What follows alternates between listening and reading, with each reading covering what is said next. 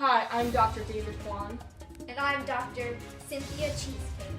We have been asked to memorialize someone to be a representative for America.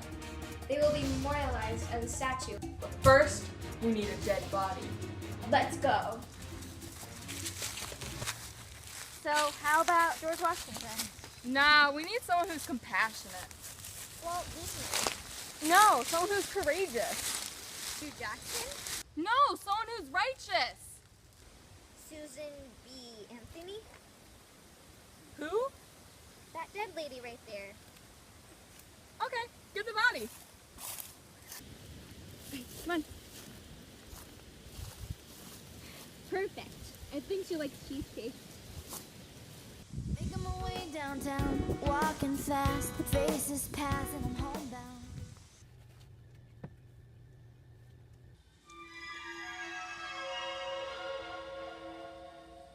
You ready? Ready!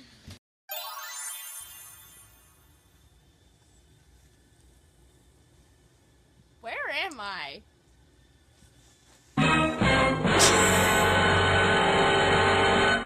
Do you know who you are? Susan B. Anthony. Anthony B. Susan. Well, mind you, I actually do know my name. I am Susan B. Anthony, born on February 15th, 1820, and I died on March 13th, 1906! I died! I have a drink. I'm a little thirsty. Sure. Follow me.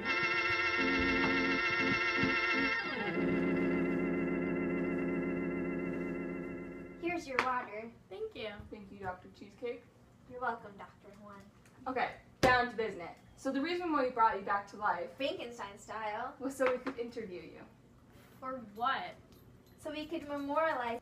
That's cool. Alright, I'll be the first one to interview you. You can go away now.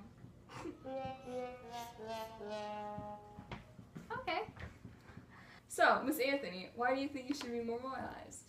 Well, I did fight for women's rights. I knew that we girls didn't have the same rights as men did. We were not allowed to vote, and I hated that. So what'd you do to change this? Well, I wrote various books, such as The History of Women's Suffrage. I wanted not just women, but also men to read this book so I could show how girls should have gotten the same rights as men.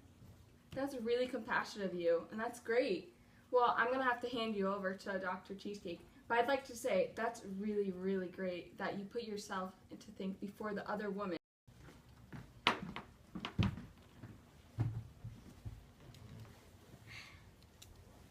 So what do you think made you brave? Well, this one time I tried to vote, and I got caught.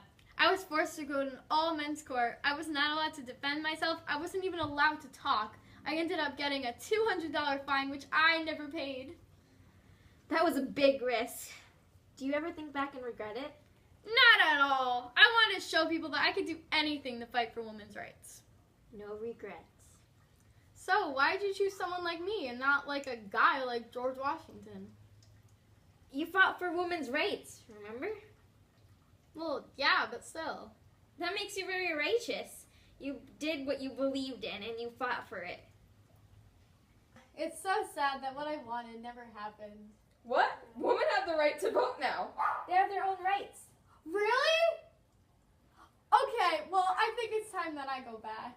To think that I've had more than 60 years of hard struggle just for a little liberty, and then to die without it, it seems cruel. You ready? Sure. Oh, but now I can die in peace. Wow, there's a lot Susan didn't tell us about herself. True. I mean, she was courageous. She voted in the presidential election just for men. And that cost her a $200 fine, but she did it anyways. She also attended multiple anti-slavery meetings. She made several speeches for women's rights and anti-slavery. She was also righteous. She dedicated her life for women's rights. She had a newspaper called The Revolution, which has a newspaper advocating for women's rights. Yeah. Wasn't its motto, like, men their rights and nothing more, women their rights and nothing less? She was also compassionate. She had a strong moral compass. She started a women's rights campaign. Wow.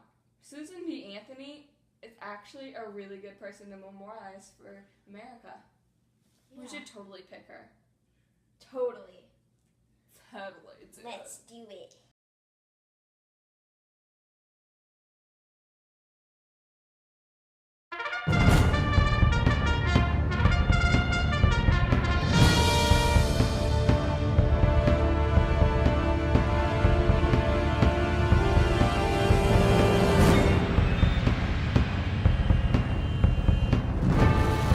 Hello, I am Susan B. Anthony, and this video is brought to you by the History of Women's Suffrage. You can get it at your local Barnes & Nobles. Or on iTunes. What's that? Shut up, Susan! Nobody likes you. F is for friends who do stuff together. U is for you and me. N is for anywhere and anytime at all. Down here in the deep blue sea.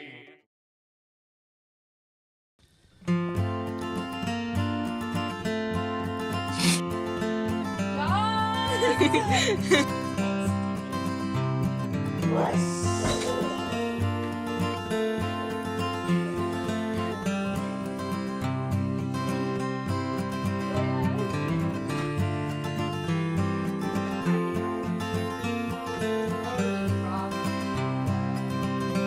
think she likes cheesecake. Shush.